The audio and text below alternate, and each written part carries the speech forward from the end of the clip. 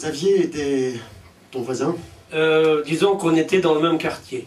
Et donc je prends le relais pour essayer de vous montrer un peu ce qu'était Xavier Graal en tant qu'homme.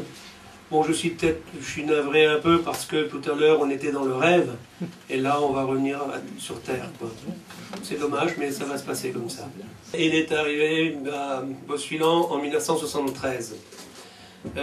À cette époque-là, c'était vraiment le grand chambardement sur le haut de la commune. Il y avait la mise en place de la voie express. Et tout le quartier était un peu comme si on avait renversé un essaim d'abeilles. Donc, lorsque Xavier est arrivé chez nous, c'était un journaliste qui écrivait dans Le Monde et dans La Vie catholique. Pour nous, bon, on n'en savait pas davantage. Et puis, on le craignait parce qu'on craint toujours un journaliste. On ne sait jamais, ils possèdent le pouvoir. Ils peuvent intervenir et faire ce qu'ils veulent. Et nous, petits paysans, derrière, on n'avait pas le droit de réponse. Mais on était surtout occupés avec nos terres à essayer de faire les romans. On s'est bagarré avec l'administration pour avoir des ponts. Enfin, on était, si on veut, dans la défense de la Bretagne, mais les deux pieds dans la terre, quoi. Lui, il était dans le rêve, c'était sa Bretagne rêvée, il l'avait complètement idéalisé. Et il faut que Xavier sache que, finalement, l'action n'est pas la sœur du rêve. Et donc, nous étions plus dans l'action. Bon, dans un premier temps, on s'est ignoré. Jackie, par exemple, il y a une histoire quand même assez marrante. Jackie était déjà en conflit avec un voisin parce qu'il venait de changer d'orientation à son exploitation due au fait de la modification des terres avec la voie express. Il venait donc d'abandonner la vache laitière pour faire du porc.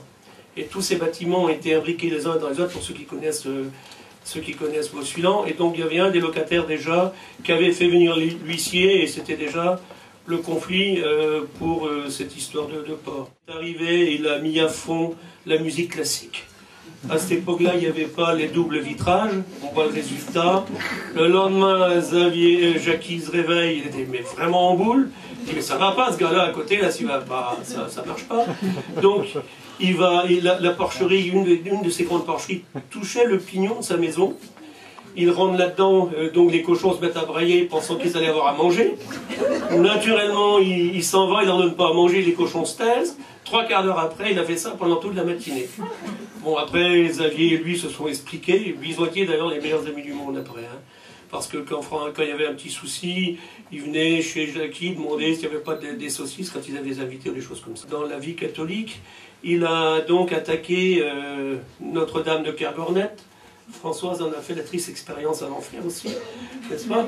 Donc dès qu'on parle un peu de Notre-Dame de Kergornet, les gens deviennent très sensibles. Et donc il avait parlé de Notre-Dame de Kergornet en des termes peu élogieux pour nous, entre Notre-Dame des hiboux, parce qu'il n'y avait plus de toit ni quoi que ce soit. Alors on a réagi au quart de tour, on est allé voir Xavier, il dit mais attends, ça va pas, quoi, ta Bretagne on la veut bien, mais parlons-moi les choses telles qu'elles sont.